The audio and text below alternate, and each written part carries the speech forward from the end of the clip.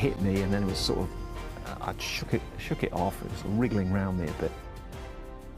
Well, attacked by a shark during a marathon swim. A man from the UK was attempting the 20-mile swim across the Catalina Channel when he was bitten by a shark just hours in. And tonight he's speaking to our Jasmine Viel in an interview you'll see only on KCAL News.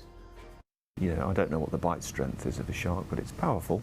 Didn't sever any arteries, didn't sever any tendons. The 20 stitches that run across these bite marks on Chris Murray's hand are the raw reminders of his terrifying encounter with a shark less than 48 hours ago. My foot is a proper mess. He says a 3 to 4 foot white shark clamped down on him with its mighty jaws, not once but twice early Tuesday morning when he was about 2.5 hours into his swim across the Catalina Channel. And then just whack, straight into my leading left hand. I shook it off. It was wriggling around me a bit, and I could just remember it feeling, yeah, just sort of pure muscle. Murray, an experienced swimmer who flew in for the distance swimming challenge from the UK, had a kayaker following him on one side and his coach and support crew in a boat on the other, but they hadn't yet noticed what was happening. I felt another attack, sort of a clamp on my foot, and I managed to hit it pretty hard with my heel.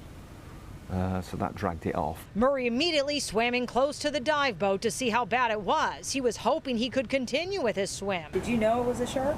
No, I just knew it was something that bit me. But that's when his team jumped into action. And they got the big searchlight, looked down, and they could see it circling.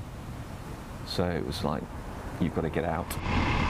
Once on the boat, they called the fire department, who took him back to shore and to the hospital, cutting his dream short just 5 miles in. I didn't even feel shocked. The only thing I would say I felt was really annoyed. Chris had been training for 6 months leading up to this grueling swim, swimming up to 25 miles a week.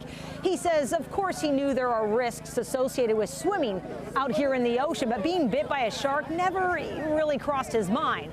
And if he would ever attempt to do this again? Never say never. But he also knows just how close he came to tragedy and what he calls a freak encounter, and how fortunate he is to still be here to tell the story. I think it was actually relatively generous to me. In San Pedro, Jasmine Viel, KCAL News.